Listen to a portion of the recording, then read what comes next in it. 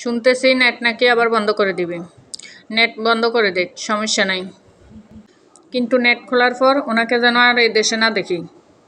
আমরা যারা ফেসবুকে কাজ করি তারা কত কষ্ট করে ভিডিও বানাই, রিচ এঙ্গেজমেন্ট বাড়াই, আর সেটা আপনাদের নেট বন্ধ থাকার কারণে আমাদের সব কিছু লাল হয়ে গেছে। আরেকবার যদি নেট বন্ধ করে দেন, যেটা থাকবে সেটাও চলে যাবে। তাহলে আমরা কি করব?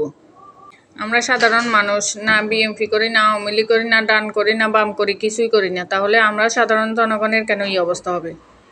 আমরা ফেসবুক চালাই, এই ফেসবুকে কাজ করি, ইউটিউবে কাজ করি, এই জন্য আমরা কেউ কোনো কিছু বলতেছিও না।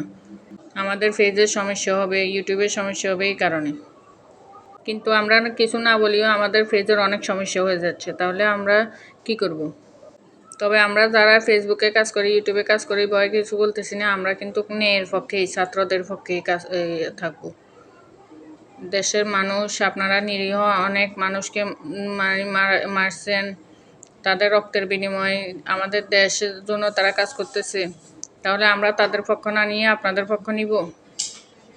অসহায় ছাত্র, শিক্ষক, মেয়েদেরকে আপনারা পিটাচ্ছেন, রাস্তায় ফেলে মারধর করতেছেন। এটা কি কোনো দেশের নীতি? একটা স্বাধীন দেশে থাকি, যদি স্বাধীনতাই না পাই, তাহলে এই স্বাধীন দেশে থাকার কি দরকার? দেশের যত ক্ষয়ক্ষতি হচ্ছে সবগুলাই এই সাধারণ জনগণের উপর দিয়ে নেওয়া হবে। না আপনাদের দুর্নীতির টাকা দিবেন, না আপনাদের যে বিদেশে টাকা সুইস ব্যাংকে জমা রাখছেন ওইগুলা থেকে দিবেন। সব সাধারণ জনগণের রক্ত চুষে খাবেন। এটা সাধারণ জনগণ ভালো করেই জানি। তাই আমরা স্বাধীন দেশে স্বাধীনতা চাই, কোনো রক্ত না।